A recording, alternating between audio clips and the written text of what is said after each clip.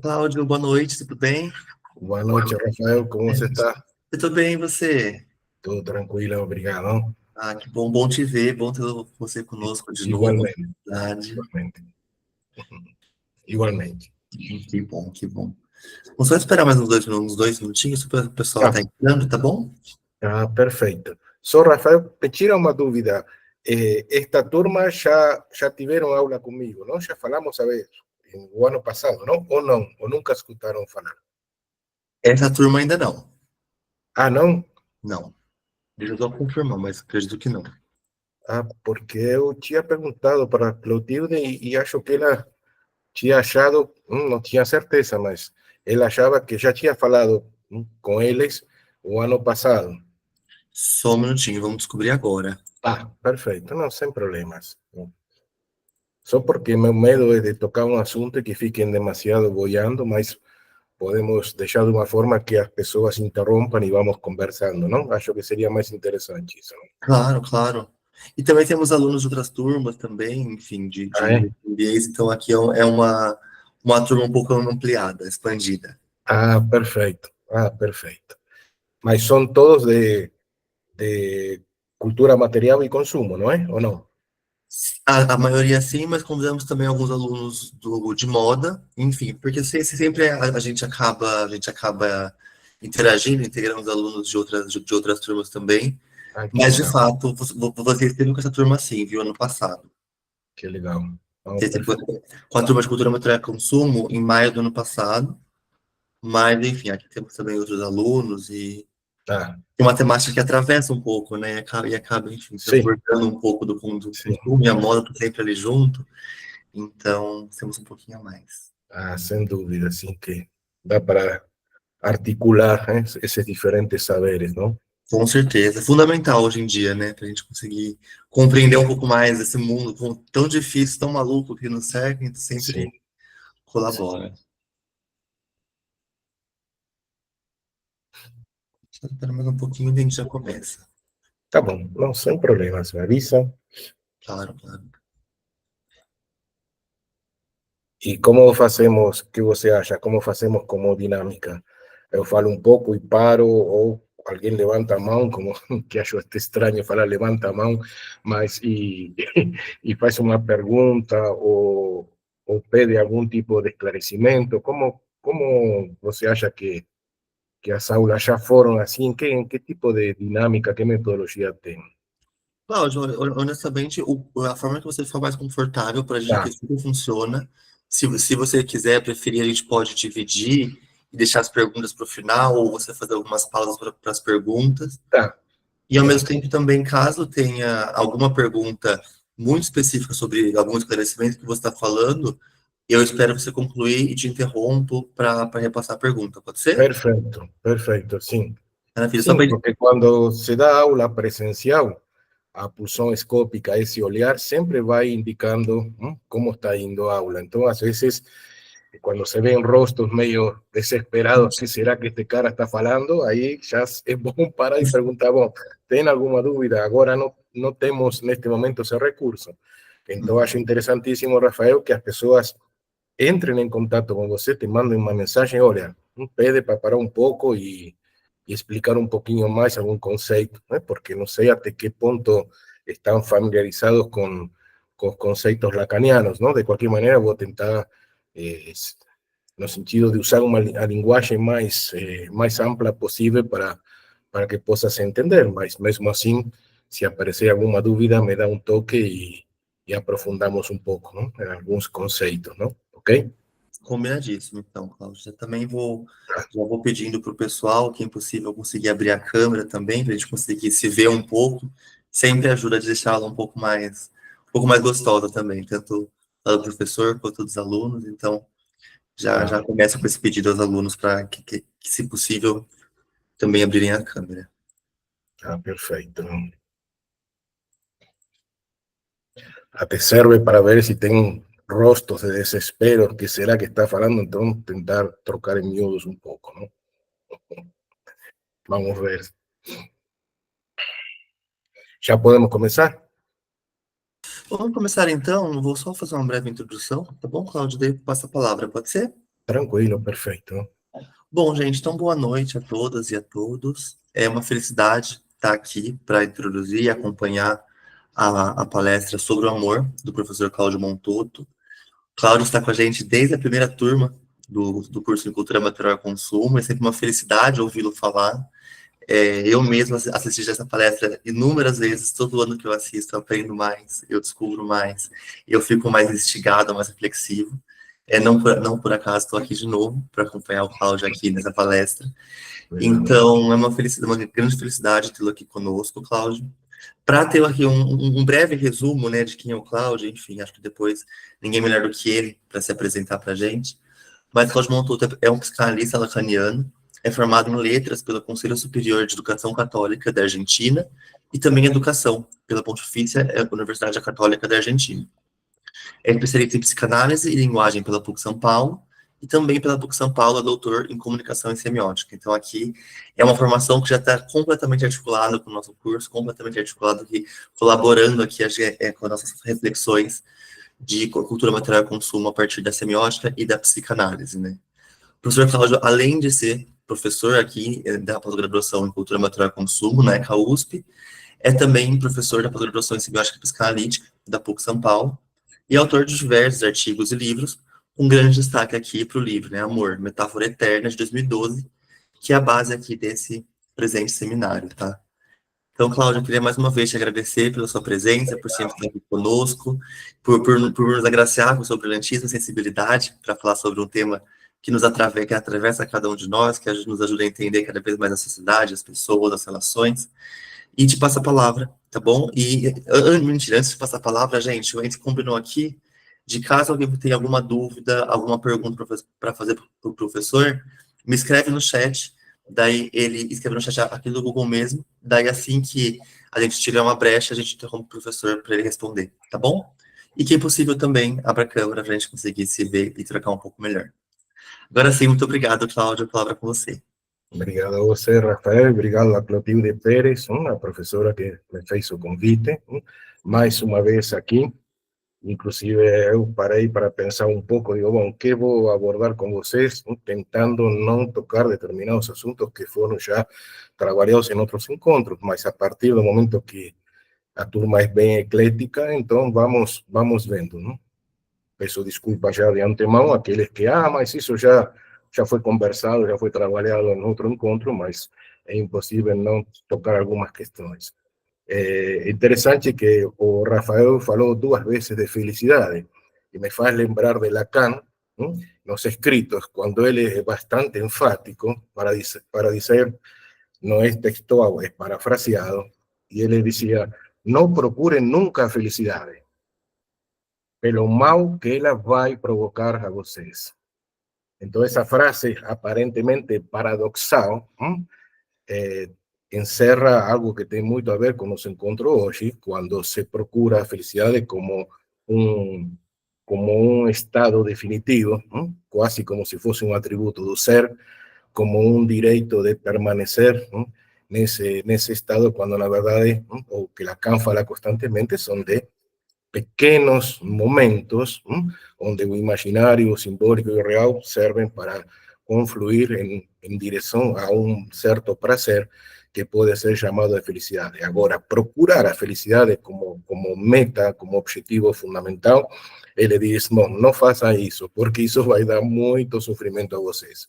Isso conversa um pouquinho com o que queria trabalhar com vocês a partir de um postulado que é pensarmos todos juntos un poco sobre lo que podemos nomear como a hiperinflación do imaginario. ¿Qué estoy queriendo decir con a hiperinflación do imaginario? Son los momentos que estamos vivenciando. Podemos nos ayudar, no sé si ustedes ya tienen conocimiento de ese libro, a Renata Salekl, que es una socióloga eslovena, muy interesante. Tem um livro que casualmente foi publicado aí pertinho nas Perdizes, uma editora Alameda, um livro que chama Sobre a Felicidade. Esse é o título do livro. E o subtítulo, que conversa muito com o curso de vocês, é Angústia e Consumo, angústia e consumo na era do hipercapitalismo. Então, tomando como base un libro, es un librinho no sentido que son pocas páginas, debe ter umas 80 páginas, mas é muito denso e é muito, muito profundo. Recomendo enfaticamente a vocês. Renata Salek.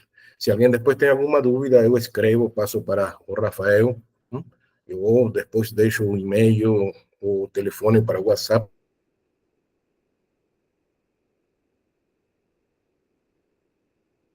Aquí vamos con respecto a las 500 páginas de 100 anos de solidão de García Márquez. Então, eu recomendo poucas páginas, mas com muita, muita informação e muitas questões para poderem transformar essa informação em algo muito mais relevante que é conhecimento. O que estou querendo dizer com esse? Perfeito. Renata Salekl. Bom, termina com ele e não com T, mas tranquilo. Não sei se aí conseguem ver. Traducido como ansiedade, mas na verdade é angústia. Não é ansiedade, é angústia. Perfeito. Isso, perfeito, Rafael, muito obrigado. Que queremos dizer com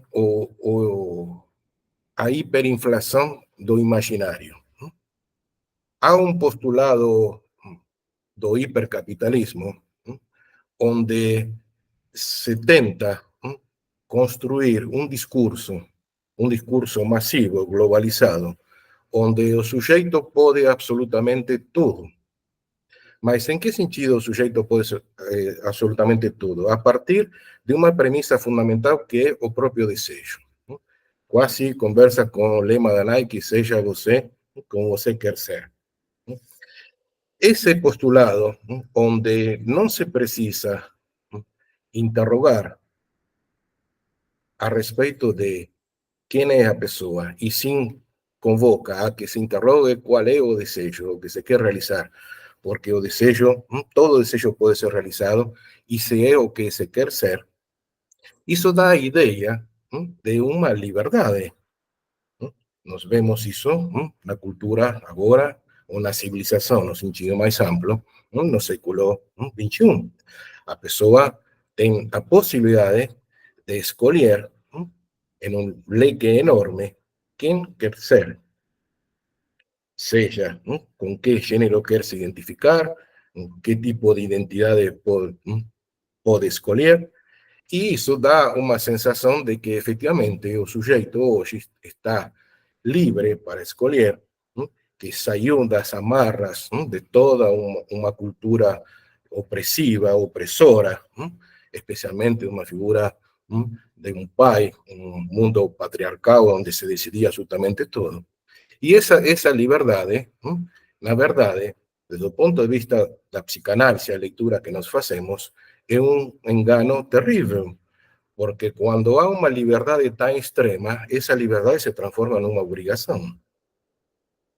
A obrigação como um imperativo categórico de ser feliz, o ruim que é a obrigação de que não há limites, e se o desejo, todo desejo pode se realizar, isso para um neurótico, ou seja, traduzindo para os sujeitos normais, por isso cada vez que falamos de neuróticos estamos falando normais, porque para a psicanálise os únicos normais são aqueles que estão no cemitério, ou seja, aqueles que não têm nenhum conflito pulsional, nem de amor, nem de ódio. Então, se não há conflito, é porque estão mortos. Se estão mortos, são normais. A ausência de conflito só pode se obter quando acabou a vida. O resto, no melhor dos casos, somos todos neuróticos. E demos certo, no sentido, se passamos pelo complexo de Édipo e deu tudo mais ou menos certo, somos todos neuróticos. Isso somos os normais. Então, voltando a essa premissa fundamental de que se pode ser absolutamente tudo o que se quer, isso não deixa de ser um motor propulsor de angústia, de sofrimento para o neurótico. Porque o neurótico precisaria constantemente e a todo momento interrogar todos os desejos que ele tem, tudo o que ele quer fazer a cada passo que vai dar. E essa aparente liberdade que deixaria o sujeito fabuloso, um estado de uma felicidade quase plena, porque ele pode ser tudo que ele tiver vontade. Se amanhã eu amanheço e falo, bom, hoje quero ser mulher, vou no cartório e quero trocar meu RG e vou me chamar Cláudia, e perfeito. Bom, isso que aparentemente para a cultura é um passo enorme, uma conquista enorme, para um neurótico em determinado momento, isso se transforma em uma angústia quase insuportável. Por que se transforma em algo muito angustiante? Porque o desejo, já desde Platón no banquete, ou seja, quase 5 séculos antes de Cristo, aparece que só se pode desejar aquilo que não se tem. Se nós temos a possibilidade de ter absolutamente tudo, isso é terrível. Ou seja, si no hay límites para nuestro deseo y no hay nada, no hay ningún impedimento, ninguna barrera hasta para poder transgredir, para realizar un deseo, eso no deja de ser algo prácticamente insoportable. De ahí que ahí tenemos una llave de lectura de por qué en la cultura, esto estoy introduciendo, estoy entrando en calor, por decir así, aqueciendo motor. Por eso podemos pensar como una llave de lectura por qué tantos movimientos de ultraderecha, tantas figuras prácticamente tiránicas que están resurgiendo, que están apareciendo y que tienen tanta fuerza. Bueno, una de las lecturas que podemos hacer, o pelo menos a que eu faço, que ese exceso de imaginario permite que en determinado momento o sujeito neurótico demande un limite, demande un pai. Es como si dissesse, eu posso absolutamente todo, y si posso absolutamente todo, no posso nada.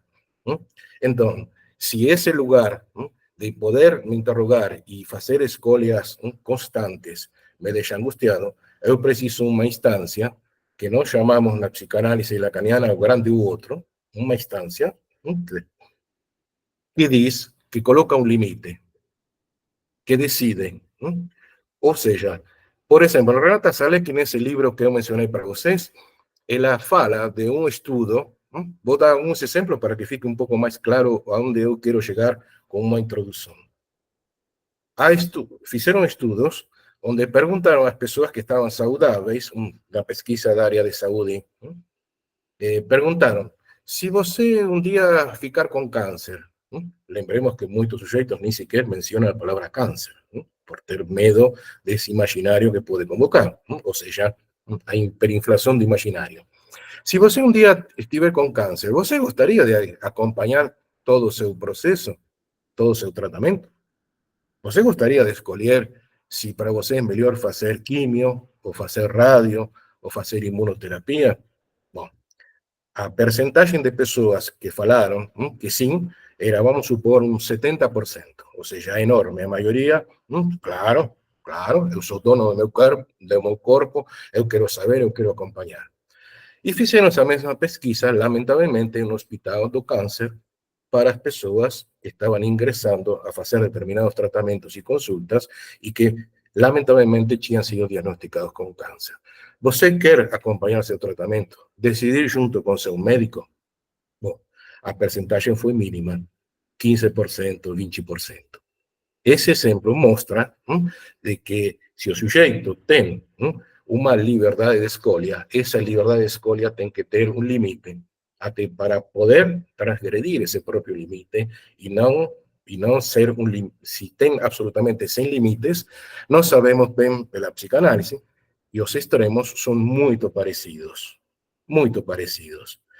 O único que diferencia os extremos para nós é o meio termo. E o mundo contemporâneo, no hipercapitalismo, o meio termo é considerado meia boca. O imperativo para gozar o máximo que se possa é sempre chegar ao máximo que se pode chegar a suportar. Para mim, não tudo, absolutamente tudo, que é um lugar bastante infantilizado, onde Freud falava muito bem da criança, do bebê, que não se conforma com menos que com tudo. Essa é uma frase de Freud, não é uma frase minha. O sujeito adulto está muitas vezes empurrado nesse lugar, que se pode absolutamente tudo. Mas poder absolutamente tudo é a mesma situação que não poder absolutamente nada.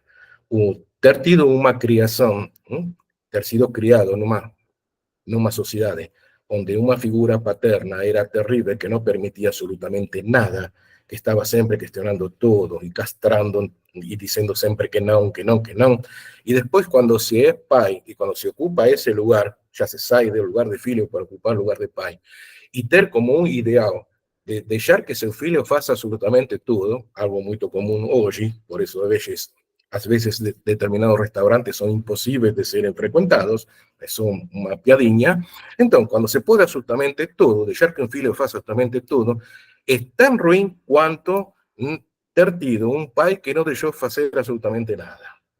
Se um pai não deixou fazer absolutamente nada porque ele decidia o que tinha que fazer, o sujeito bebê e depois o sujeito filho, criança ou adolescente, ele desaparece. É o pai que decide. Se um pai deixa, um pai, mãe, tanto faz, deixa que seu filho faça absolutamente tudo porque, coitadinho, não pode ser traumatizado, porque existe a psicologia positiva, que é falar unicamente do bom que tem o mundo, bom, aí quem desaparece é o pai e a mãe. E isso é terrível para um filho. Isso é terrível para uma criança, de que não tenha uma instância que ocupe o posicionamento, o lugar do grande o outro, para poder colocar determinados limites, mesmo que esses limites sejam uma convocatória para poder transgredir, mas que existam os limites. Esse exemplo, muito simples, é para poder ilustrar para vocês como para nós, para a psicanálise, os extremos são muito semelhantes. Não é nenhuma coincidência que Freud, quando fala do amor, en las pulsiones y a sus vicisitudes, un texto de 1915, él en determinado momento fala, bom, no há únicamente un oposto para o amor, há três. E o último que ele fala desses três, que me interessa muito, talvez até conversar hoje um pouco mais e aprofundar, ele diz, o amor e o ódio estão juntos. E quando o amor e o ódio estão juntos, e muito embora se fale de opostos, mas na verdade eles se articulam, o contrário desse amor-ódio juntos é a indiferença. Então ele começa falando que podemos pensar que o oposto do amor é o ódio. E depois fala, aquele que está no posicionamento ativo se pode transformar em passivo. Isso podemos ver na vida diária. Aquele que teve um desafeto, uma desilusão amorosa terrível, traumática, e fala, agora não faço mais nada, não saio mais, que se interessa que venha, ou seja, escutar o desejo ou dizer que não. Cláudio, aproveitar a pausa, Sim. que o Thiago Ângelo tem uma pergunta. Se quiser falar, Thiago, pode abrir seu microfone. Tudo bom? Boa noite. Boa noite, Thiago. É sobre o amor e o ódio. Para eu odiar alguém, eu tenho que amar essa pessoa antes ou eu posso odiar ela primeiramente? Bom, Thiago, e porque qual já é que o são número da opostos, Mega Sena né? da próxima semana?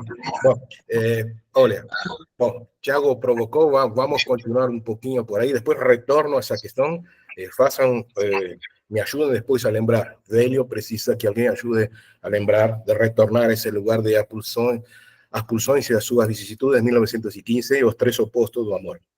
Bom, para Freud, e, portanto, para uma leitura psicanalítica séria, o amor não vem primeiro. O primeiro que vem é o ódio.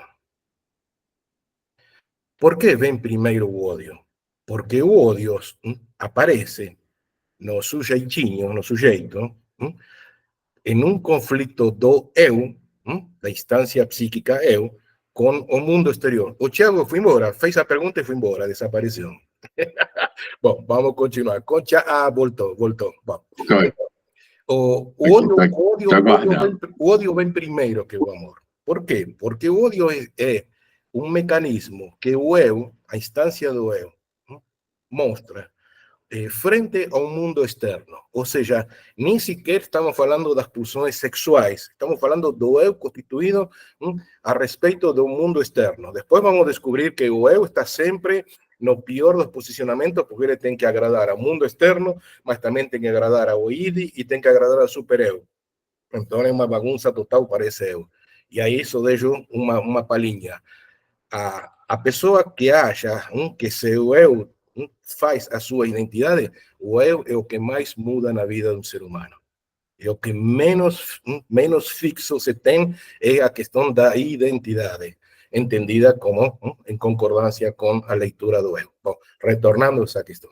Primeiro vem o ódio. O amor vai vir depois. Vai vir depois, interessante, quando se trabalha esse ódio ou há uma ausência desse ódio. E aí faz, de alguma forma, faz ecoar o discurso religioso. Que o discurso religioso, por exemplo, Santo Agostinho, que era maniqueísta antes de ser Santo Agostinho, você sabe muito bem, ou seja, unicamente dois deuses, Hormuz e Arimão, o bem e o mal, e acabou. Ele, quando foi questionado a respeito, estamos ya adiantamos un poco, está século V después de Cristo. Cuando él fue cuestionado al respecto de por qué existía un mal y cómo Dios permite que un mal exista, cómo es esa historia de ese Deus seu. Bueno, él argumentaba de una forma muy seria, muy profunda, no ahora como estoy simplificando, mas en síntesis era que un mal solo puede existir cuando o bem desaparece. Ou seja, quando o bem está faltando, o mal ocupa esse lugar, esse vazio. Talvez possa servir para vocês, especialmente para você, Tiago, como uma analogia, para pensar que o amor só vai poder aparecer quando esse ódio deixa um lugar vazio, deixa uma falta para ser preenchida. Portanto, agora podemos fazer um pulinho para Lacan. Lacan defende que o amor é um fato cultural. Ou seja, dito de uma outra maneira, o amor é uma produção. Nós produzimos o conceito do amor. Não é um conceito que já vem anteriormente. De novo, o discurso religioso não defende isto. Defende uma premissa fundamental. Nós podemos amar porque antes fomos amados. Então, la patrística, que son los primeros padres de iglesia, llamados padres de iglesia, son que hicimos primeros documentos, las primeras reflexiones y intentaban contemporizar a filosofía griega con o cristianismo, ellos falaban de logos espermáticos, esperma es semente. Y, o sea, a semente do logos, do verbo, que Deus deposita en cada uno, o sea, nos fomos amados y porque fomos amados, nos amamos. De ahí que muchas veces o conceito do amor seja uma espécie de tabú. Se acha que se ama quando se tem uma determinada idade e se entende melhor o mundo e acabou. Ou brincando seriamente. Quando se deixa ser adolescente, que agora parece que vai até os 24 anos, ou seja, quando o córtex frontal do cérebro está completamente desenvolvido, de aí que a adolescência é todo um conflito, porque o cérebro do adolescente não é o mesmo cérebro de um adulto, ainda está em desenvolvimento, ainda está em crescimento. Então, quando se acha que quando se tem uma determinada idade, um determinado amadurecimento, já se está em condições de amar. Não. Amar se aprende. Se aprende a partir da cultura, se aprende a partir das experiências que tivemos, mas não das experiências que tivemos, e sim das leituras que nós fizemos das nossas experiências, como se em determinado momento retroativamente a priori, a posteriori, aliás, possamos dizer, isso foi amor, então assim vou amar. Só para fechar esse discurso religioso, Santo Agostinho falava, só amamos porque Deus nos amou primeiro. E se você falar, mas Santo Agostinho, platônico, e Aristóteles, e a escolástica defende a mesma coisa. A escolástica, ou seja, a Idade Média, já um pouco mais avançado, com Tomás de Aquino, tem uma máxima que em latim é nihil volitum qui precognitum, que se traduz simplesmente como não podemos desejar volitum, espírito volitivo, da vontade. Não podemos querer nada que não tenhamos conhecido antes. Nihil volitum qui precognitum, conhecer antes. Então, de aí vai. Nós somente podemos amar porque fomos amados. Lacan tem, a partir dessa leitura, que Lacan conheceu muito de Tomás de Aquino, do tomismo, ele fala, nós somos devedores fundamentalmente ao narcisismo, para falar de amor, mas também somos devedores ao símbolo, ao significante. Por isso, Lacan se identifica com uma máxima 36 do filósofo francês La Rochefoucauld, que ele dizia mais ou menos assim: algumas pessoas, certas pessoas, nunca se apaixonariam, se enamorariam, se não tivessem escutado falar de amor. Essa máxima, están me olhando, estou conseguindo me explicar? Bom, ou seja, aqui está querendo dizer La Rochefoucauld que essa máxima de Lacan, ele repete várias vezes, ele usa várias vezes. Está no seminário 10 sobre angústia, está en función y campo da palabra, en los escritos. Él retorna varias veces a La Rochefoucauld y siempre con todo amor es devedor del narcisismo. Y esa máxima de La Rochefoucauld muestra, dice él en Lacan, estoy citando Lacan, todo amor es devedor al narcisismo. Amar significa desear ser amado. Estoy citando Lacan. Y, ¿cómo es? Y nos... de La Rochefoucauld, no só podemos amar, si escutamos falar de amor, no es una lectura romántica, dice Lacan, y sin cómo debemos ao símbolo. Usa a palavra símbolo, não nos podemos traducir melhor ainda como o significante. Então, de que estamos falando? Tiago, não sei se eu respondi, mas si agora retorno, tal vez possa responder melhor ainda. Si pegamos el texto de Freud sobre las pulsiones y sus vicisitudes, que le dice como opuesto amor y odio, o posicionamiento activo y pasivo, y el tercero es amor y odio juntos, frente a indiferencia. Lacan pega amor y odio juntos y él le hace un neologismo, que ese neologismo, lógicamente en francés, fue traducido para el portugués como amodio, amor-odio, todo junto, todo junto. Porque o amor e o odio estão sempre muito próximos, caminham juntos, se articulam. Bom, a vida diária mostra isso, não? É suficiente com que termine um relacionamento para que o ódio dure muito mais que o amor. Na verdade, o ódio dura muito mais que o amor. O amor termina e o ódio continua. Mas continua de que maneira? Continua ligando, fazendo vínculo com esse objeto. Ou seja, por exemplo, que alguém tenha um alvará, uma certidão feita por um juiz da vara de família de que se divorciou, não significa que está divorciado. De jeito nenhum. Para se divorciar, para se separar, podem passar muitos anos. E é mais, pode viver em um triângulo amoroso durante muitos anos. Ou pode viver em um poliamor durante muitos anos. Que estou querendo dizer? Pode efetivamente voltar a namorar, se casar, mas a outra pessoa, se está presente, seja na comparação, se está presente numa disputa, se está presente numa demanda, provavelmente o amor está junto com o ódio, e aparece unicamente o ódio, mas não acabou, não acabou. De ahí que podemos decir, de forma un poco simplista, todo que amamos también odiamos. Y todo que odiamos también amamos. No hay cómo separar o amor do odio. Claro que hay diferentes fases do odio que pueden ser interesantes como labor pedagógico. Cuando yo llegué no Brasil, yo percibí un trazo da cultura onde ninguém falava de odio. Es más, a dificuldade das pessoas de falar um palavrão, por exemplo.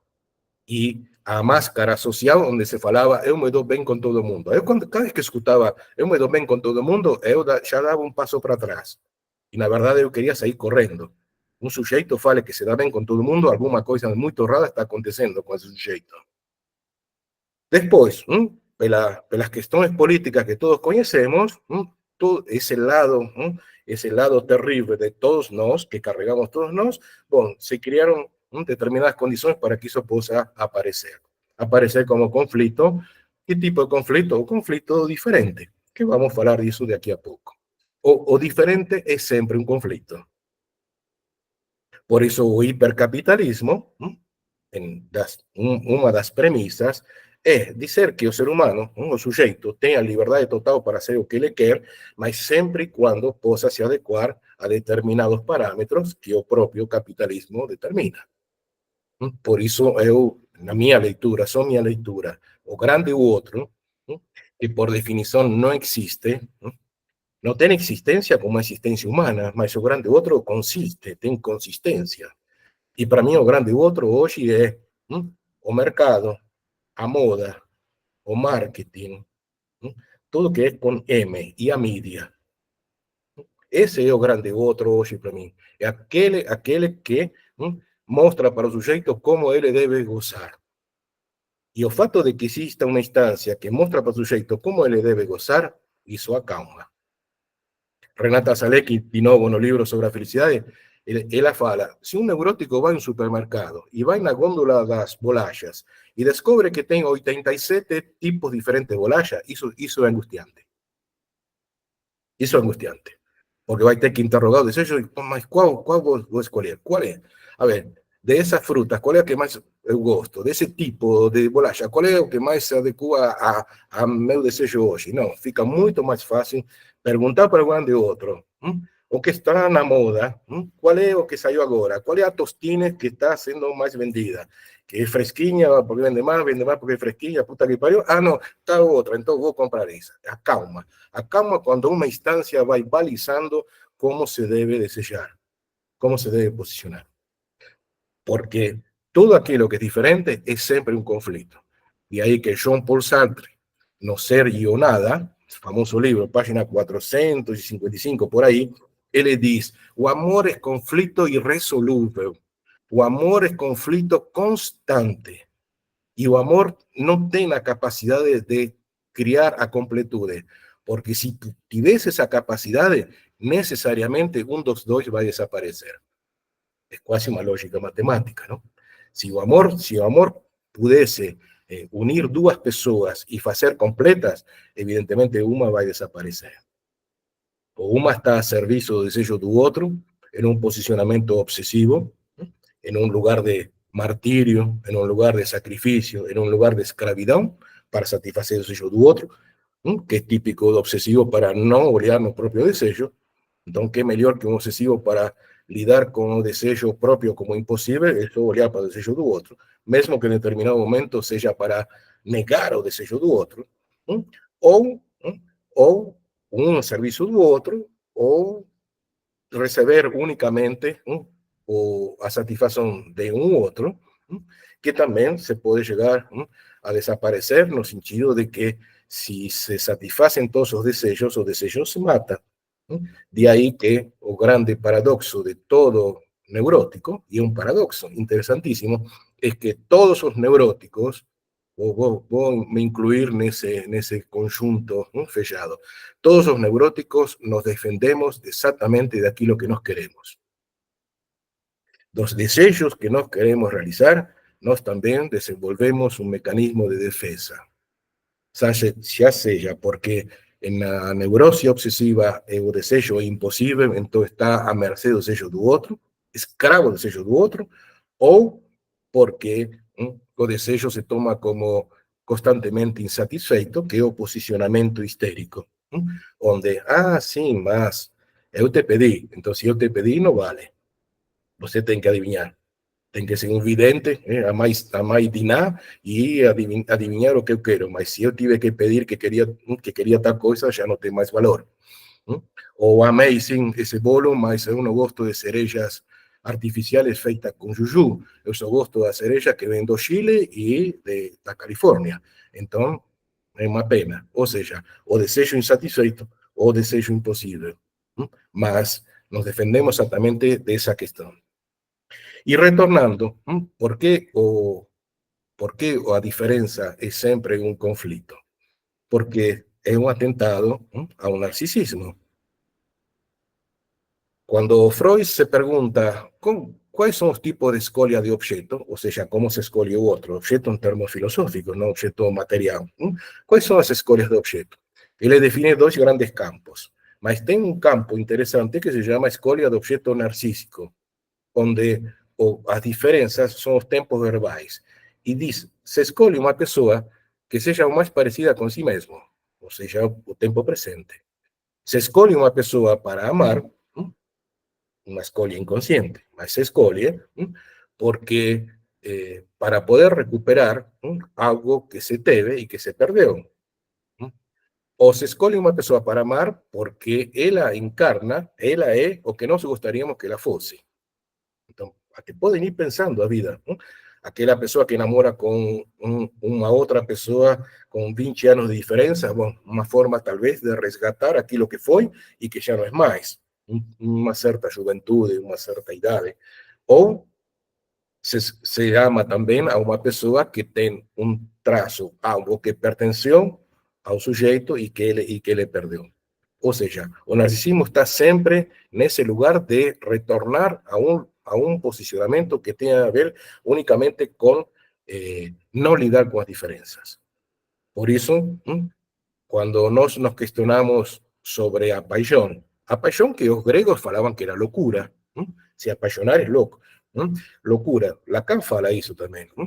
Quem realmente acha que pode existir a completude, ou está louco ou está apaixonado, como se fosse a mesma coisa. Os gregos falavam a paixão como uma loucura muito interessante, de novo o banquete de Platão, mas não deixava de ser uma loucura. Desde o ponto de vista da psicanálise, nós únicamente nos podemos apaixonar si reunimos un pré-requisito. Solamente precisamos de una cuestión para poderse apasionar: a ignorancia. Si nos ignoramos completamente ese otro, bueno, ahí sí nos podemos apasionar. ¿A partir de qué premisa? Porque inconscientemente capturamos un trazo que tenga a ver con una reverberación, con un eco de algo que nos estamos procurando en pos de restaurar un estado de completud que nunca tivemos, mas segundo Freud, ya alucinamos. Por eso, conhecer significa se desapaixonar. Conhecer significa se desapontar. Conhecer significa perder o tesão. Adam Phillips, un winnicottiano interesantísimo inglés, as Malvinas são argentinas, mas ele é um inglês muito interessante. Ele escreveu um livro sobre o flerte e tem um capítulo sobre o amor, e ele diz: o conhecimento é antierótico, o conhecimento é broxante. Não diz broxante, eu digo isso, não? É antierótico. Conhecer significa se desapontar. Por isso o estado da paixão não dura muito tempo. Alguém que já tenha passado por esse processo de paixão, provavelmente vai poder dizer que si se apaixonou 2, 3, 4, 5 veces, dificilmente va a durar más que 1 año y medio, 2 años. Porque a partir del momento que se convive con ese otro, se conoce ese otro se muestra de una manera absolutamente terrible. Otro. Diferente. Nunca devolve a propia imagen. Y esa es a tentativa do narcisismo a partir del estadio de espelho, por ejemplo, el texto famosísimo de Lacan, que es encontrar a versión más aproximada de nós mesmos. Sim. Murilo.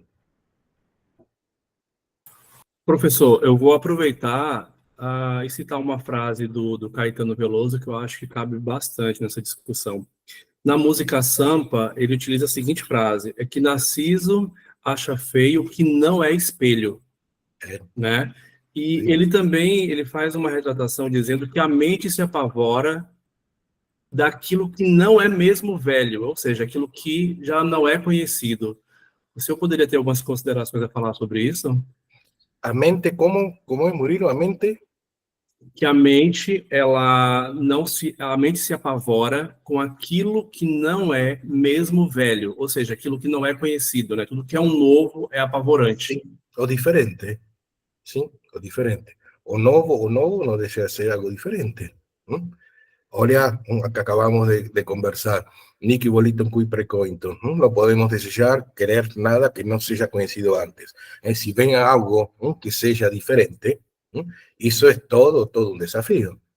Por isso, quando a paixão acaba, dura pouquinho, aí o sujeito se defronta com, bom, un leque enorme de alternativas, mas fundamentalmente as alternativas son: si se quer viver apaixonado, o vínculo já terminou aí. y se precisa encontrar otro que no se conozca para voltar en ese estado de ignorancia y paixón a vida toda. Claro, ¿se puede vivir apasionado a vida toda? Claro que sí, só que se deslocando de un objeto en otro, un objeto en otro, porque no se puede conocer. Si se conoce, ahí a cosa ya viró un conflicto. Ese sería un camino. U otro camino que es un camino bien más interesante que la psicanálisis, de alguna forma, se identifica como forma de objetivo, ya que se llega a un punto donde ese desapontamiento du otro muestra una diferencia, por tanto muestra que u otro no es todo eso, se puede pensar, ni siempre se pensa, que también no somos todo eso. Entonces, ya que o otro es faltante, y nós también somos faltantes, tal vez podemos construir un vínculo diferente con la misma persona. Lacan, no Seminário 21, ele diz: o amor são dois semidizeres que não se completam. Dois semidizeres que não se completam.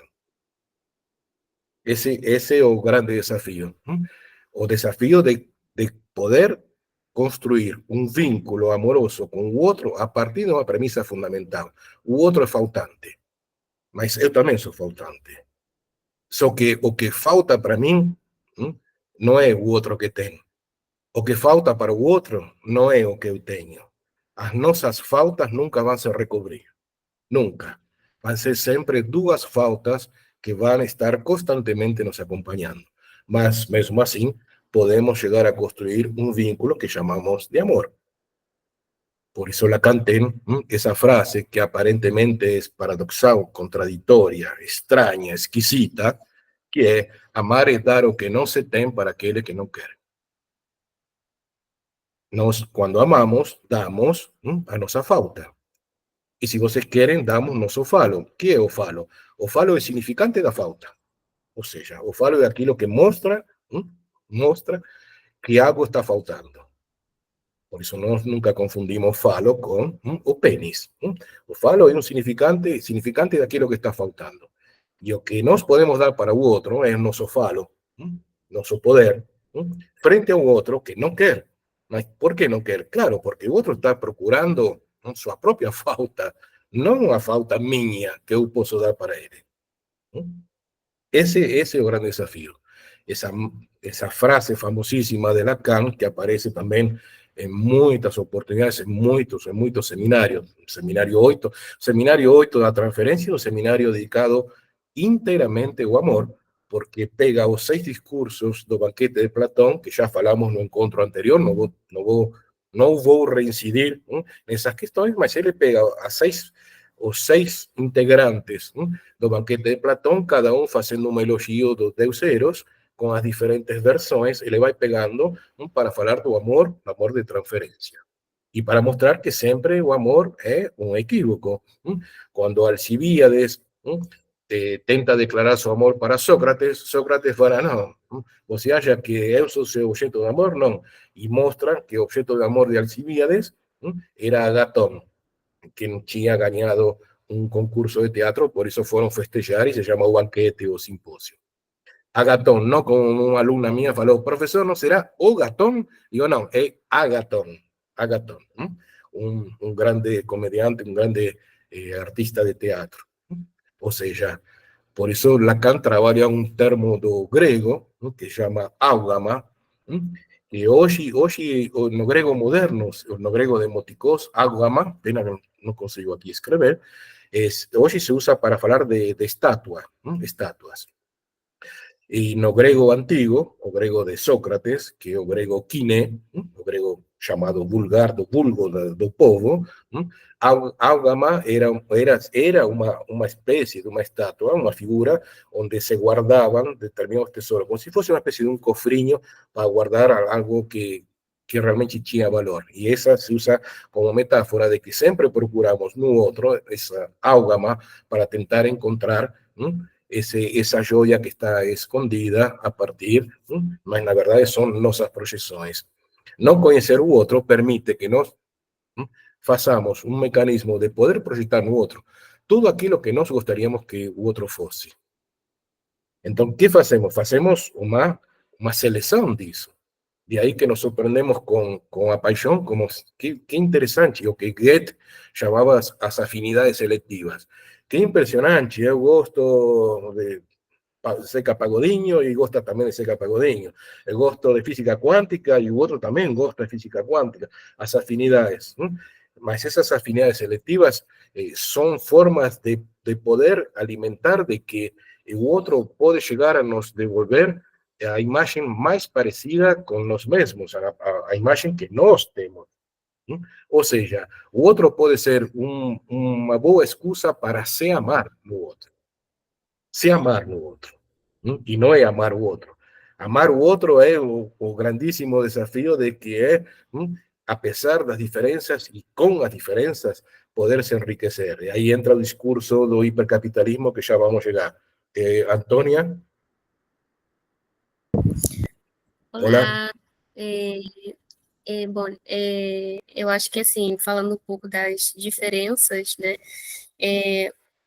o amor, às vezes, eu observo isso, que, assim, eu tenho um relacionamento, né, longo, e eu acho que em outros relacionamentos também eu vejo essa discrepância, né, tipo, diferença, o amor tá na diferença, mais no que aquilo a gente tem, sabe, com afinidades, né, porque a gente acaba aprendendo um pouco da gente mesmo. Eu me surpreendo muito a partir de uma diferença, aquilo que eu poderia não ter gostado, mas eu estou aprendendo a gostar, né? Isso desperta, pode ser muitas capacidades, né? Então, assim, eu acho que é uma capacidade de troca e aprendizado, mas eu acho que entre semelhanças e diferenças, onde realmente que reside, sabe, aquele vínculo, o amor em si, sabe? Eu acho que isso acontece muito, por exemplo, na relação que eu tenho, por exemplo, com a minha psicanalista, né? Eu acho que eu tenho muitas afinidades e, às vezes, muitas diferenças em termos de concepção, né? Ideologia, né? Mas eu aprendo a cada dia um pouco mais de mim porque eu aceito, né? Isso, ali, essa discrepância, digamos assim. Legal. Legal, um testemunho do amor da Antônia. E é exatamente isso, Antônia. Porque as diferenças são um grande desafio. Porque as diferenças incomodam, mas o que se pode fazer com as diferenças? As diferenças são um grande desafio. Primeiro, pode servir para que o sujeito faça uma espécie de pensamento crítico a respeito de suas próprias escolhas e ver se efetivamente a escolha que fez frente à diferença que outro mostra, é efetivamente a escolha que quer ou pode chegar a te mudar. Portanto, as diferenças podem chegar a enriquecer, porque mostram que frente a um mesmo objeto haveria pelo menos duas leituras. E essas duas leituras, às vezes, são uma surpresa com, não tinha pensado, que interessante o que você vê que eu não tinha visto. E isso pode servir para aproximar mais ou para construir melhor um vínculo amoroso. Sim, No eu acho entanto, o que hipercapitalismo tem uma premissa fundamental que toda diferença tem que ser apagada. ¿Por qué toda diferencia tiene que ser apagada? Y ahí para eso está a moda, o marketing, a mídia, o mercado. Para dizer de qué manera se debe escolher. sim. No curso de semiótica psicanalítica na PUC, vemos uma moça que trabalhava com moda, e como o curso dura 2 anos, a cada semestre ela falava quais seriam provavelmente as cores que estariam na moda. Então ela fazia um cálculo, tal cor, tal anilina que não foi usada para criar tal cor, deve estar sobrando no estoque. Então, o próximo semestre, provavelmente a cor da moda vai ser esta ou esta. E ela não falhava. Ela acertava, dava 3 ou 4 alternativas, mas pelo menos uma sempre acertava. Ou seja, como funcionava, pelo menos naquela época, a moda? A moda era o que dizia para o sujeito como deve escolher, o que tem que comprar, o que tem que fazer. Bom, e, num sentido muito mais amplo, nós sabemos, o hipercapitalismo, como lugar do grande outro, diz o corpo que nós devemos ter, quanto devemos pesar, que tipo de alimentos devemos ingerir, quais são os alimentos que são proibidos, de que forma devemos amar, a que lugares temos que ir, quais são os restaurantes que devemos frequentar, quais são os lugares para nossas férias. E isso não é nenhuma novidade, já ya Marcuse, Herbert Marcuse, 1964, él escribe un libro fabuloso, la Escuela de Frankfurt, pertenecía a la Escuela de Frankfurt, llama Homem Unidimensional. Y él falaba exactamente eso, ya en 1964, de cómo el capitalismo va sobredeterminando las escolhas do sujeito. Mas, ¿y por qué los sujeitos se identifican con ese discurso? Exactamente para no tener que se angustiar en tanto haciendo sus escolhas. Por eso, cuando se hace una escolha que aparentemente hay una diferencia, esa diferencia se transforma también en algo igual, que son los conjuntos de personas que tienen un trazo en común, que se unen y muchas veces para rejeitar a todos aquellos que son diferentes. Entonces, aquellos que fueron perseguidos por alguna razón, muchas veces después ocupan un mismo lugar perseguindo a los otros que tienen una otra lectura. Bueno, la historia universal reciente muestra perfectamente que tem povos que no aprendieron nada con sufrimiento porque se dedican a infligir o ese mismo sufrimiento a los otros. Es la misma lógica. Un hombre universal, perfecto. Recomiendo enfáticamente la lectura de ese libro. Entonces, retornando ao grande otro, y por eso falo da hiperinflación de imaginario, los relacionamientos amorosos también está funcionando eso. Peguen, por ejemplo, los aplicativos de encontros, o famoso Tinder Ovo. O Tinder Ovo, que también siempre tiene un ovo, símbolo de fecundidad, mas siempre ven con una sorpresa dentro. O Tinder Ovo es una máquina de hacer neuróticos, donde hay requisito, para que un neurótico, ¿cuánto tiene parecido conmigo? Esto, gosta da praia, gosta do mar, gosta das corujas, gosta de estuprar avestruzes. Entonces agora gostei. Ahí tengo una marca con la cual me identifico. Y todo aquel que se pasa y no tem absolutamente nada a ver, desapareció. Vocês falam, bom, en términos de una lista para preencher lo neurótico, mas también si se trata únicamente de marcas icónicas, o sea, específicamente a fotografía, a lógica es exactamente la misma. A lógica es exactamente esa misma. De hacer estadísticas, sim, não, sim, não, sim, não, sim, não. O que é que se procura? Olha que interessante. O que se procura, já vou, se não me perco, só vou terminar este raciocínio que estou tendo. O que se procura é um ideal de beleza. E, de novo, o banquete de Platón, na boca de uma mulher, Diotima, porque Sócrates diz: tudo que eu sei do amor, eu aprendi de uma mulher, Diotima. Diotima dizia que o estágio mais primitivo da civilização é se contentar unicamente com a beleza física. Depois se deve passar a um outro estágio, que é o mundo dos ideais e das ideias, e depois aos ideais superiores, os arquétipos, etc. No mundo contemporáneo, parece que estamos retornando a ese lugar onde o estágio fundamental é o estágio da beleza. Mas vocês dizem, mas há muitas pessoas que se conheceram em Tinder e depois se transformaram em um casal e agora têm uma família. Claro que existe. Mas assim como existem essas exceções, a maioria só faz estatística porque fica unicamente nesse patamar. E o sujeito neurótico, com muita frequência, se exime de se encontrar pessoalmente, presencialmente, con determinadas personas para poder alimentar esa hiperinflación do imaginario. Y acho que eso es un síntoma de la cultura importantísimo que no podemos esquecer. Esa hiperinflación do imaginario. Se resisten efectivamente a tener un encuentro pessoal, un encuentro físico, porque tienen esa tendencia a efectivamente ficar únicamente en un amor virtual. ¿Qué estoy diciendo con eso?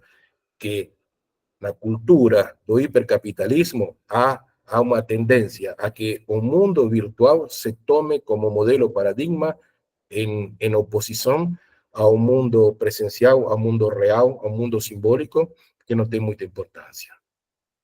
A título ilustrativo, para só fechar un poco esto, que ya falei no encontro anterior, o estudo feito nos Estados Unidos, onde as mulheres se queixavam como uma das principais causas de divórcio, que o marido queria que elas fossem o mais parecidas com as grandes artistas porno famosíssimas nos Estados Unidos. Tomar o mundo virtual como o mundo real, e o mundo real é um mundo que deve ser evitado, isso é um sintoma interessantíssimo do mundo contemporâneo. E isso se vê absolutamente em todos os âmbitos de uma pessoa, não? Ou seja, que tipo de amor está sendo construído a partir de uma imagem? Murilo.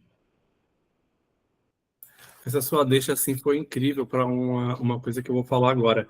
A Nikki Roberts, ela traz no livro dela, a Prostitutas na História, essa questão do desejo, né? Então ela fala isso, ela diz que as grandes prostitutas, as grandes damas, principalmente ali o culto ao feminino e as mulheres que entendiam o corpo, principalmente no início da prostituição, né? Aquela coisa desde a idade ali até hoje, Sim. o desejo era fundamental. E é isso que a gente encontra, por exemplo, hoje na sociedade de hiperconsumo. A gente cria desejos para que isso seja realmente as pessoas tenham a necessidade de compra. Nas mídias sociais, a gente tem o storytelling, né? Você tem que criar histórias para que aquilo venda. Então, assim, o senhor não acha que o desejo é muito mais... Ele é muito mais palpável do que o próprio amor? Sim, na verdade, o desejo e o amor não caminham muito juntos, não caminham muito juntos. Freud tem um texto sobre psicologia do amor, 1912, tem diferentes épocas, pues são três textos interessantes, e ele fala a respeito de que, especialmente na figura masculina, y a figura masculina no necesariamente el sexo masculino, ¿no? Cuando se fala de mujer o figura femenina o femenino, o femenino es un posicionamiento, mas dejando de lado esas cuestiones, ele fala que geralmente, no posicionamento masculino, posicionamento do homem, o homem separa o desejo do amor. E muitas vezes o neurótico, quando deseja, não ama. E quando ama, não deseja.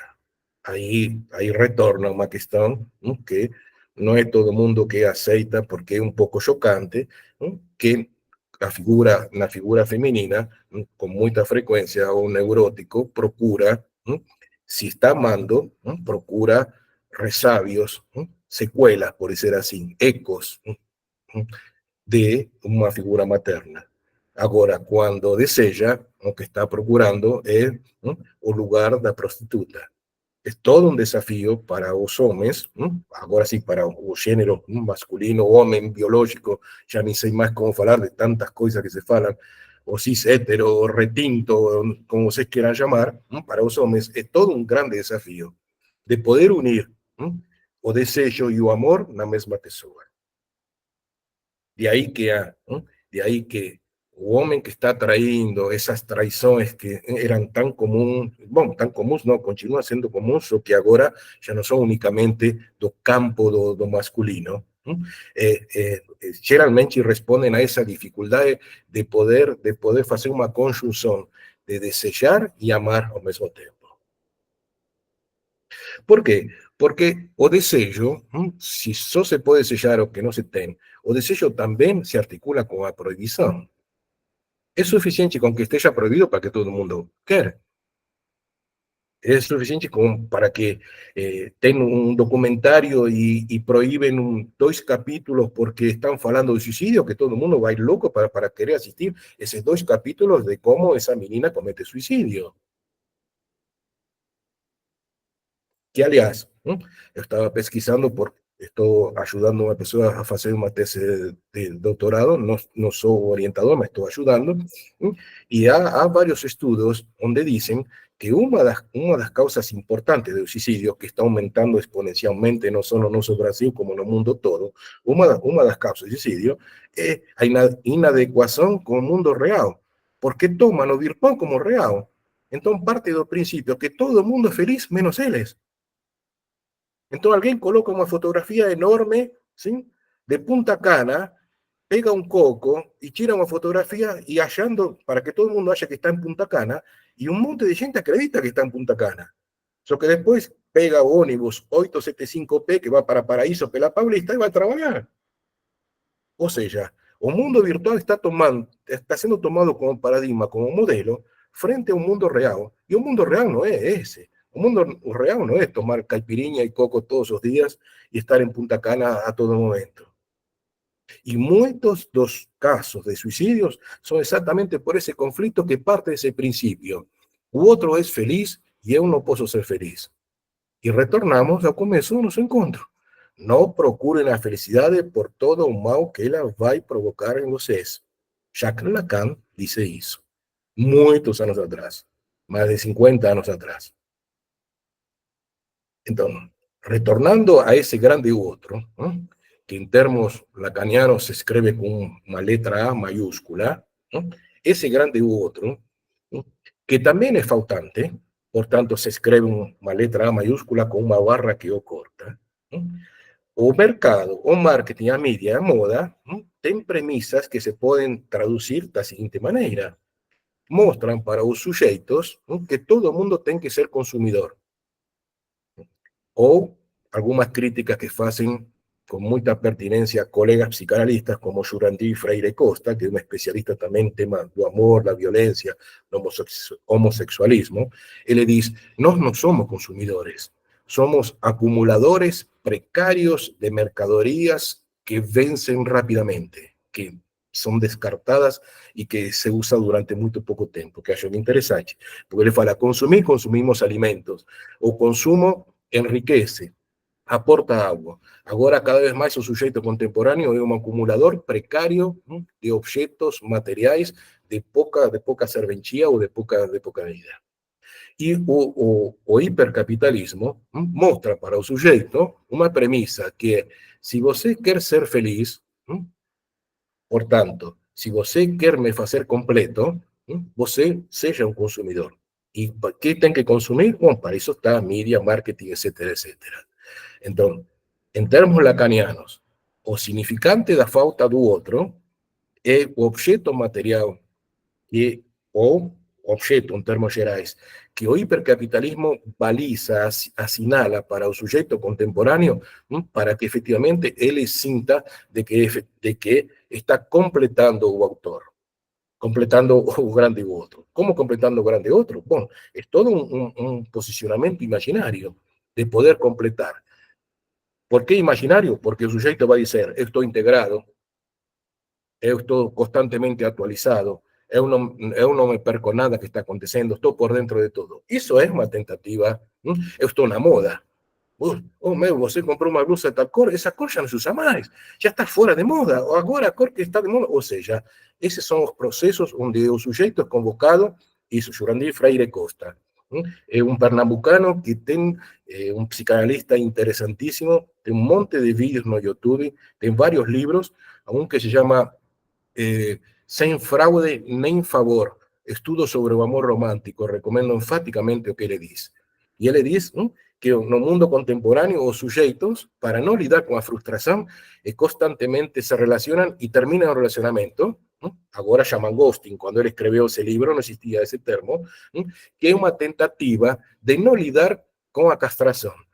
O sea, cuando el relacionamiento comienza a no ser tan apasionante, mejor abandonar para no pasar por el proceso doloroso de ser abandonado. Esa es una máxima de él que es interesantísima, que muestra cómo funciona el sujeto contemporáneo. Tem que evitar absolutamente todo tipo de frustración. Por tanto, no tem que olhar para a falta, no tem que olhar para a castración. ¿Cómo se preenche? Bueno, se preenche a partir de ese lugar de consumo. Si o amor ven como suplencia para o conflicto que é a não existência de relação de conjunto sexual, bom, também podemos pensar que o hipercapitalismo com o consumo usa como suplencia para no olhar para a castração. Por isso, muitos autores, como a Renata Salekin, defenden, de alguma forma, como uma reflexão, se o mundo cada vez estaria mais psicótico. Por quê? Porque uma das características da psicose, do psicótico, é efetivamente se identificar com um outro e imitar esse outro. E muito embora na psicanálise não falamos do termo imitação, e eu acho que deveríamos resgatar esse termo, e sim falamos de identificação. É sempre um outro que vai balizando esse desejo, a partir da imitação. Aí entra um outro autor, se vocês acham relevante, René Girard, que trabalha o desejo mimético. A professora Clotilde Pérez, não faz muito tempo, 2 meses, um mês, publicou um artigo interessantíssimo sobre o desejo mimético. Nós somos animais de imitação, como o desejo é imitado pelo outro. Por isso, o hipercapitalismo defende questões que transformam o sujeito contemporâneo num sujeito que é no meio de barroco. ¿Por qué somos barrocos? Porque no tenemos miedo, pavor ao silêncio, porque silêncio é um pré-requisito para pensar. Nós temos pavor, medo do espaço vazio. Por isso, se vocês ven, passam por este estado onde estou morando agora, Minas Gerais, tem as igrejas barrocas que se caracterizam por pavor ao espaço vazio. Essa exuberância, esse exagero, esse excesso, é exatamente para que não apareça nenhum espaço vazio. Y a solidão. Porque son 3 factores que permitirían que o sujeito pudesse se descolar de se perguntar para esse grande outro, o que grande outro quer de mim, que essa é uma pergunta que Lacan faz, o neurótico pergunta para seu grande outro, o que outro quer de mim. Que o primeiro grande outro encarnado, claro que é, normalmente, cada vez menos, a figura materna. A figura materna. Cada vez mais são, talvez, as babás, as empregadas. Mas que é, o sujeitinho vai se perguntando, como posso ser, é uma pergunta inconsciente, como posso ser tudo para essa mãe como pode ser tudo para mim? E a partir de aí se instala o desejo, sempre como o desejo do outro. O desejo nunca aparece no próprio sujeito isolado, e sempre o desejo de um sujeito é o desejo do outro. E hoje o desejo é o desejo do grande outro, que já não é mais uma figura materna, e se supõe que o sujeito voltaria essa pergunta para si mesmo, o que eu desejo, e não o que o outro quer de mim. Que é o que acontece no sujeito contemporâneo. As pessoas viven postando fotografías, no porque quieran compartir, y sí porque están esperando un like, ¿no? Porque están esperando que otro reconheça. A sensação que fala Lacan, que são 2 seios fundamentais, de pertencimento e de reconhecimento, elas sobredeterminam muitas escolhas dos sujeitos contemporâneos. De aí que un restaurante está vacío y un restaurante de lado, que se sabe que es muy bom también, o que está vacío, tan bom cuanto que está lotado, las personas van a un restaurante lotado. Y no es porque digan, no, vamos porque no. Si está lotado es porque debe ser boa comida. No. O que se quer. Bom, faça a prova. Vocês são jovens, mas podem fazer essa prova. Desafio vocês a que um dia se autorizem a almoçar assim que abrir o restaurante, 11 da manhã, 11h30. Eu aposto para vocês R$5.000, que se vocês sentarem à mesa para almoçar, a próxima pessoa que entrar vai se sentar na mesa do lado de vocês. Não vai sentar no outro extremo do salão, vai sentar na mesa do lado de vocês, na frente, atrás, do lado, mas sempre o mais perto de vocês. Esse espírito gregário que falava Freud, o que Kant chamava rebanho, e que Nietzsche também chamava rebanho, e com muita procedência, convido para que releiam Genealogia da Moral de Nietzsche, o conceito de rebanho, é algo que o hipercapitalismo explora de uma forma perfeita, que é que o outro, que a imagem do outro esteja mais perto da nossa, mas para unificar, para massificar, e não para lidar com as diferenças. Não para lidar com as diferenças. Alguém tem alguma questão? Consegui me explicar, está mais ou menos claro qual é a reflexão que trago para vocês? Como estamos sendo convocados a gozar. ¿Y qué significa gozar? No, no es sentir placer, gozar en términos lacanianos. Que llegar a un máximo de intensidad, a un máximo de inmediatez, a un máximo de quantidad. Y o gozo, que sempre carrega necessariamente uma parcela de prazer, mas também carrega grandes parcelas de angústia, de sofrimento. O gozo está do lado da pulsão de morte. O gozo são os comportamentos viciantes que temos da ingesta de álcool, de drogas, talvez para não pensar no final de semana, não pensar que na segunda-feira começa tudo de novo, e para não nos interrogarmos se efetivamente esse é o emprego que nós queremos, e se não está em sintonia com o nosso desejo, o que nós podemos fazer, como podemos mudar, como podemos trocar. Se o mercado de trabalho está nos deixando loucos, e com casos cada vez mais frequentes de burnout, bom, se não chegamos à conclusão, mas para isso precisamos todo um processo de pensamento crítico, de que o mercado de trabalho, o mundo corporativo, não vai mudar nunca. Somos nós que temos que mudar. Porque vamos mudar de empresa, vamos mudar de firma, mas o imperativo perverso que tem o mercado do mundo corporativo vai estar em todos os lugares. Um pouquinho mais, um pouquinho menos, mas vai ser um diferencial que identifica o mundo corporativo. O mundo corporativo não vai mudar, nós podemos mudar, mas para mudar precisamos ter silêncio, estar em solidão. Por isso cada vez se lê menos. Ler é todo um sacrifício, é uma tortura chinesa ler, porque precisa de silêncio, precisa de solidão, precisa de isolamento do outro. E não estar constantemente olhando para o outro para se colar como uma tentativa de poder responder ao próprio desejo. Imaginariamente, mas poder responder ao próprio desejo. Nos vínculos amorosos, nós não somos diferentes. Os vínculos amorosos também funcionam dessa maneira. Mas é interessante que cedo ou tarde o limite aparece, a castração aparece. Escuto na clínica e fora da clínica. Poliamor, poliamor. Tudo bonito, poliamor, até que em determinado momento se quer encontrar alguém para chamar de meu amor. É tudo poliamor, poliamor, até que poliamor que seria? Não temos limites. Como que não temos limites? Se todos os casos que eu escuto na clínica de poliamor fazem um contrato. Olha, 2 vezes com a mesma pessoa, não, tá? Eu não quero saber, tá? Ou eu quero saber, eu quero que você venha e me conte. Assim eu também participo desse lugar de gozo. Nada de 4 vezes a mesma pessoa, nada em tal lugar, nada disto, nada do outro. Ou seja, mesmo que exista o poliamor, a lei existe. Se acha que não tem limites o desejo, a lei vai aparecer em algum momento. Claro que a lei é o grande outro, não?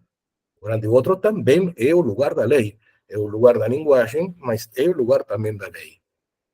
E a lei cedo ou tarde vai aparecer. O problema está em um mundo hipercapitalista, onde os imperativos de lei são dados por esse grande outro, que nos empurram a gozar, ou seja, nos empurram a ir o mais perto da pulsão de morte, o mais perto do lugar do desaparecimento como sujeitos. Seja porque não pensamos, seja porque imitamos, seja porque nos colamos com um determinado grupo e que pensem por nós e que escolham por nós. Ou seja, se eximir de ser um sujeito, se eximir da escolha, da responsabilidade como sujeito, isso também é pulsão de morte. Isso também desaparecer.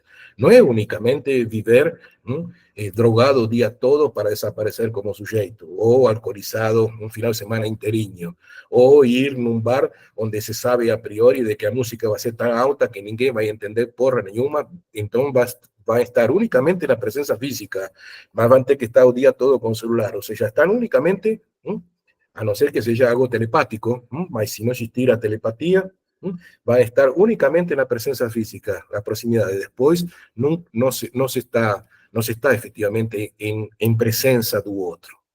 Se está só a uma certa distância desse outro, mas esse outro não aparece. Esse outro não tem possibilidade de aparecer. Bom, não sei até que horas vamos, Rafael? Acho que, bom, acho que até umas 9 horas tá bom, caso queira abrir para perguntas, não sei se você tem mais para quer continuar o raciocínio, professor. Não, só talvez para fechar um pouquinho e y deixar como uma reflexão, Maravilha, pode ser? a psicanálise defende de que efectivamente o amor não deixa de ser um produto social, uma construção social, mas a partir de equívocos. Lacan, no seminário, acho que também, sim, no seminário 21, ele diz como um homem ama uma mulher, e ele responde, por acaso. Por acaso. Él es un poco exagerado porque en esa época estaba leyendo un libro de André Breton, Amor Louco, Louco Amor, que ele falava exatamente que o encontro é sempre um encontro do acaso. Mas, na verdade, quais são nossos encontros? Nossos encontros, se nos identificamos com o postulado de Freud, cada vez que nos apaixonamos, nos estamos relembrando do que significa o amor. Lo que significa amor, que fueron nuestras primeras experiencias. De ahí que los primeros 5 años de un sujeto sean los años más importantes que van a marcar para siempre. Van a marcar para siempre a partir de una sobredeterminación, no de una determinación. Si fuese determinación, la psicanálisis no debería existir. Una sobredeterminación, una tendencia a procurar respostas o a procurar repetir determinados posicionamientos a partir de las lecturas que nos hicimos, las experiencias que nos tivemos. Entonces, cada vez que nos apasionamos, como dice Adam Phillips, es una lembranza, nos estamos lembrando de cómo nos apasionar, de cómo amar. Él tiene ese texto lindísimo, un libro llama O Flerte. Adam Phillips acabó de lanzar otro libro en portugués que llama... espera un poco ahí.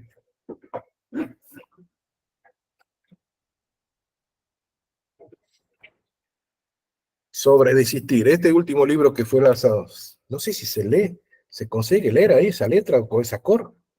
Bueno, pelo menos aí já tem o nome do autor, Adam Phillips, Sobre Desistir. É muito interessante. Este último livro foi lançado em português. Adam Phillips escreve um livro chamado Flerte, publicado pela, acho que Companhia das Letras, não tenho certeza. O primeiro capítulo chama O Amor. Isso mesmo. Chama, o primeiro capítulo desse livro chama O Amor. Y él comienza en una frase, en un tratado psicanalítico y antropológico, y dice, si para tener sexo no saímos de la familia, ahí tenemos Levi-Strauss con las estructuras elementales de parentesco. Si para tener sexo tenemos que salir de la familia, cada vez que nos apasionamos, retornamos a familia. Es un camino de ida que también es de vuelta. O sea, cada vez que nos apasionamos, nos estamos retornando a un conocimiento, a un saber, a un semi-saber inconsciente de cómo era amar. De cómo era amar. Por eso cada uno va a tener a su versión, a sus experiencias. ¿Por qué determinados sujetos que reciben un tratamiento absolutamente terrible e inaceitável, que es agresión física? ¿Por qué es tan difícil se separar de ese tipo de vínculo? ¿Por qué los abogados que trabajan en la vara de familia se revoltan tanto cada vez que tienen que pegar un caso de esos? Porque no tienen ninguna certeza que hasta el último momento después van a decir, no voy a presentar queixa. Me prometió que va a mudar. Pidió perdón. ¿Por qué? Porque muy probablemente, mas no es una ley, porque no hay ley, absolutamente en la psicanálisis no existe ley, mas muy probablemente hay una tendencia de que en algún momento, a agresión física fue lida inconscientemente como hizo y amor. Como amor es una producción social, o amor es algo que va siendo construido para que tenga sentido. Como analogía ¿a vida tiene sentido? No, claro que no. ¿Cómo va a tener sentido a vida? A vida no tiene absolutamente ningún sentido. O sentido somos nós que tenemos que construir diariamente. ¿Qué sentido va a estar si todos morremos? ¿Quién va a jugar una partida de cualquier cosa, de fútbol, lo que fuera, sabiendo que va a perder por goleada y ainda va a ser expulso do campo? Ninguém enfrentaría. Si no tuviese en algún momento una esperanza de que efectivamente puede llegar a ganar o puede llegar a tener un desempeño interesante. A vida no tiene absolutamente ningún sentido. El sentido es construido. Y es también el sentido del amor es construido. Y quien pasó por determinadas experiencias donde agresión física podría ser seguida de pedidos de perdão e de carícias, talvez isso faz parte da história de um sujeito que depois, inconscientemente, ele vai procurar porque defende inconscientemente de que isso é amar. Quem ama, bate, ou quem ama, apanha. Con eso quiero decir cómo, de propósito, estoy usando un ejemplo terrible, mas que muestra, por ejemplo, que la ley María da Peña no va a funcionar en cuanto no se trabaje con agresor también para modificar ese posicionamiento y también con la víctima, para que saiba que esa escolia, la responsabilidad de esa escolia, es algo que puede llegar a mudar. Vinicius, fecha el micrófono, Vinicius. Tá. Desculpa. Sem problemas. Bom, então eu queria dizer isso, que claro que a leitura que nós fazemos do amor é bastante frustrante, não? Porque o mundo da cultura, desde 5 séculos antes de Cristo até hoje, quando fala do banquete de Platão, se identifica com Aristófanes. Aristófanes que estava bêbado, Aristófanes que os colegas se agachaban embaixo da mesa para dar risada, que defendía un mito de andrógino, donde existían o sexo masculino, feminino y o andrógino. Andrógino tinha os dois sexos. Você bem rápido para não demorar vocês. Então eles tinham os dois sexos, tinham 4 braços, 4 pernas, um só corpo, uma só cabeça. Não, a cabeça, sim, uma só cabeça.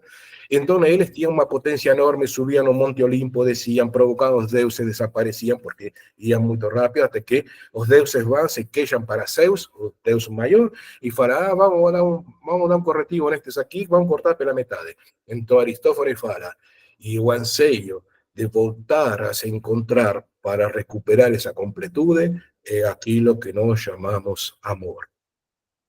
Caen las lágrimas. Ese es el discurso, estoy siendo irónico, ese es el discurso que la cultura defiende. Y até a música popular, o a tampa da panela, a meia laranja, encontré ese es mi amor porque somos completos. Ninguém faz completo ninguém.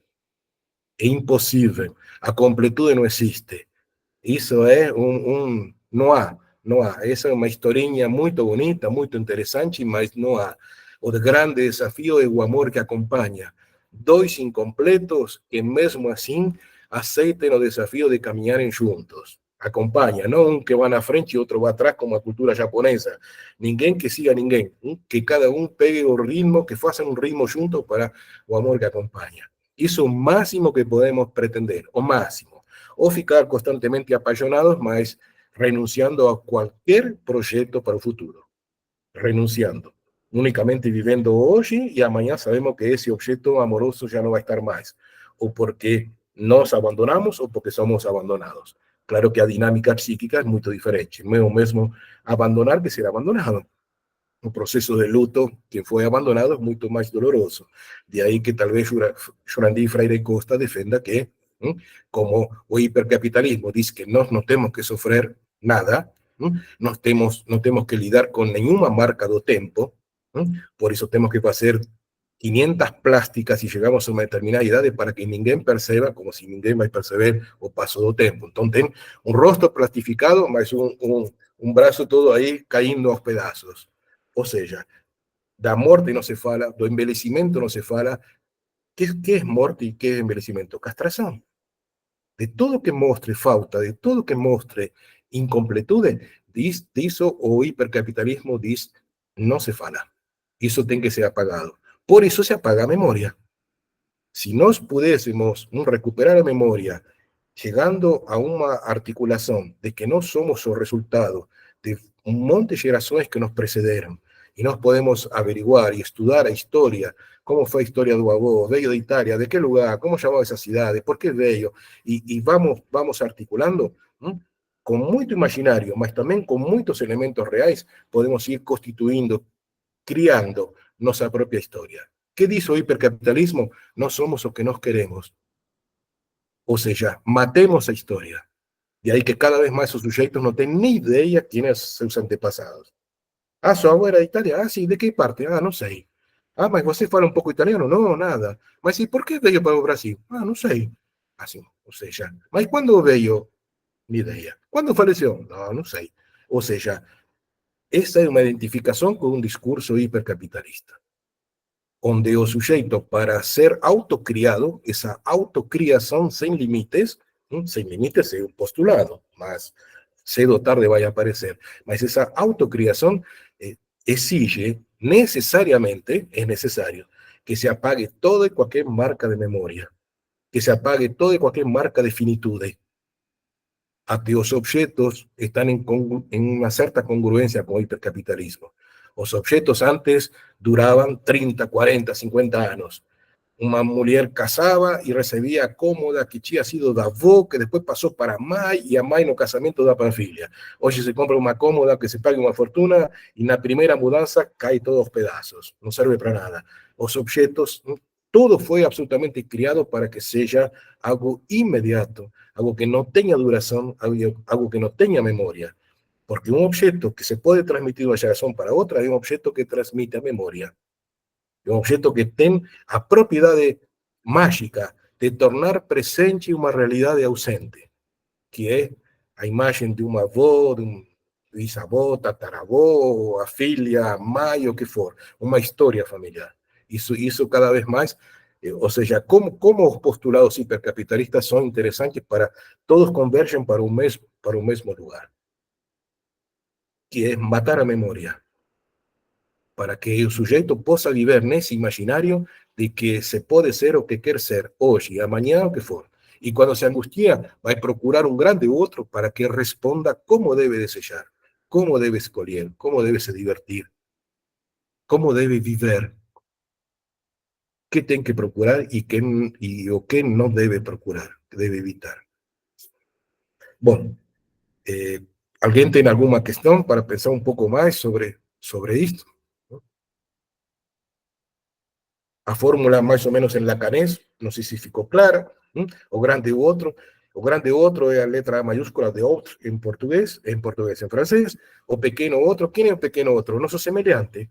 Essa imagem especular, onde nós reconhecemos muito de nós mesmos no outro, essa é uma letra A minúscula. A letra A maiúscula é, hoje, insisto, para mim é o mercado, a mídia, marketing, tudo aquilo que vai massificar.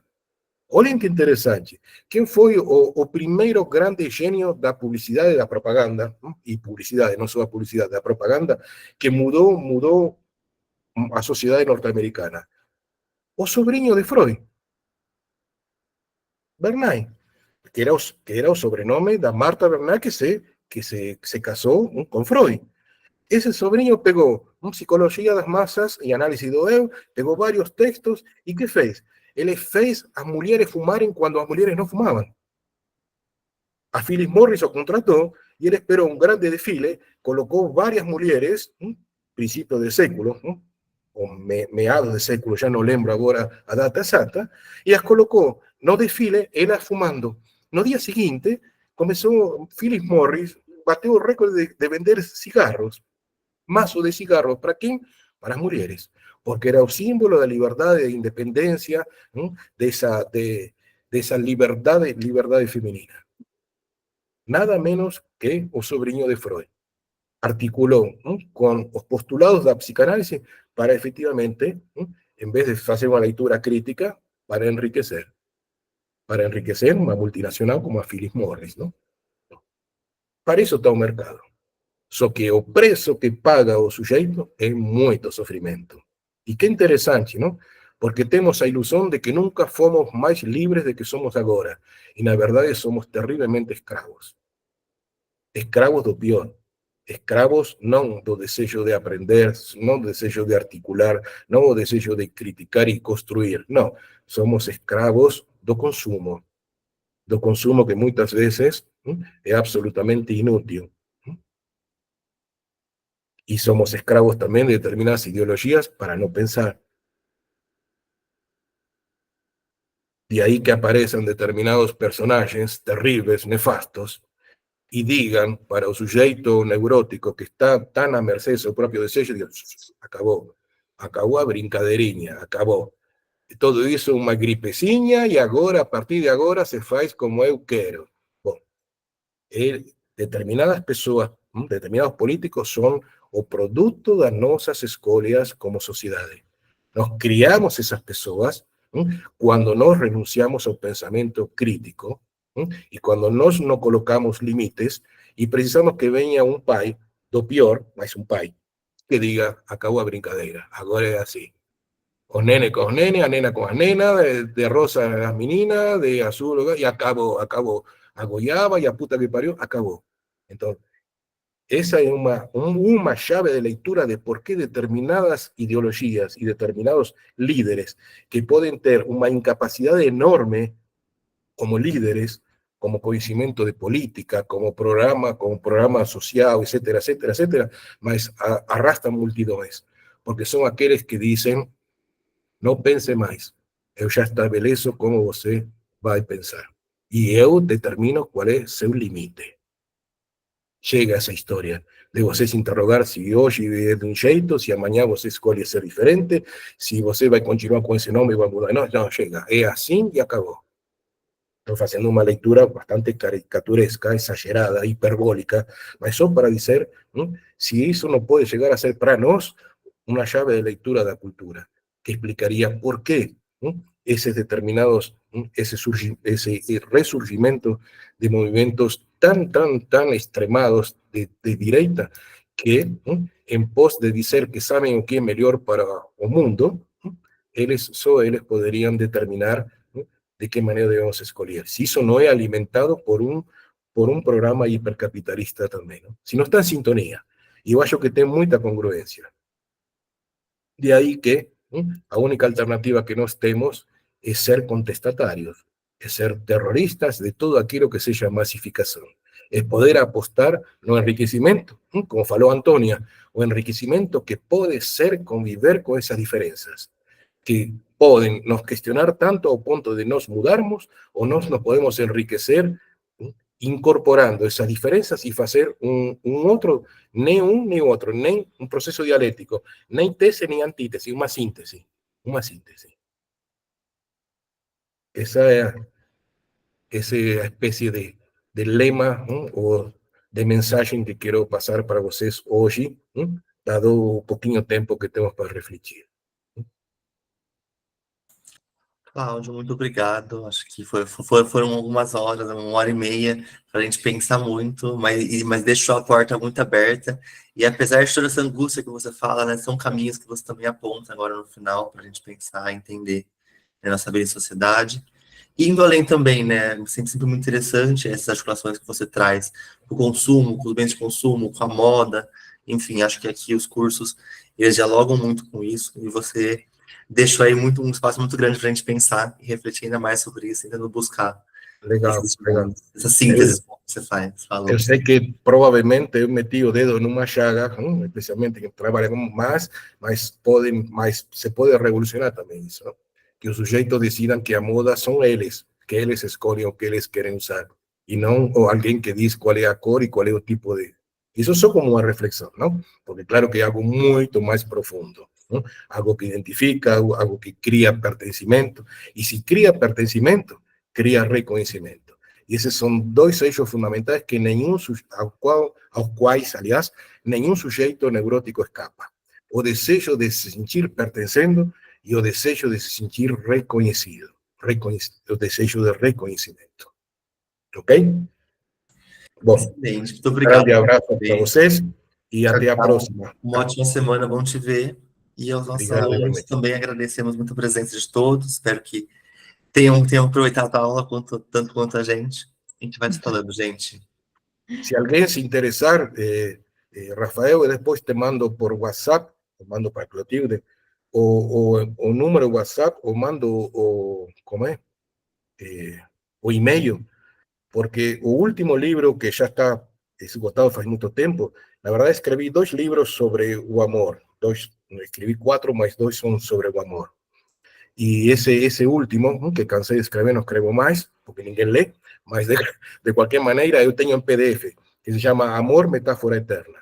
Se alguém se interessar para ler esse livrinho, é curtinho, são 70 páginas mais ou menos, me mandam um e-mail ou me mandam uma mensagem por WhatsApp, que agora fica tão fácil mandar documentos por WhatsApp, e eu mando para vocês com muito prazer, se querem ler, nenhum problema, ok?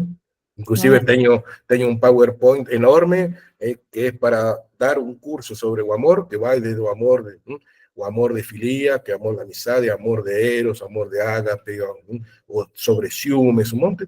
E se alguém quer, em algum momento, dar um curso, uma palestra sobre o amor, também entram em contato comigo e eu passo com muito prazer, porque tudo que se produz é para todo mundo, não é para si mesmo.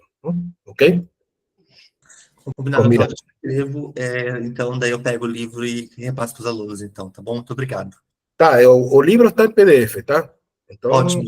aí me mandam um WhatsApp ou um e-mail e eu mando para vocês, e também se querem o PowerPoint ou texto. O texto de Adam Phillips, que eu recomendo, são só 2 páginas, nada mais que 2 páginas, e não tem desperdício. Eu tenho escaneado, também mando para vocês, se vocês querem ler, que vai ser bem interessante de discutir, ok? Pronto, então. Combinado. Muito Tchau, até a obrigado. próxima. Boa noite para vocês todos. Professor, Obrigado. boa noite. Obrigado. Obrigada.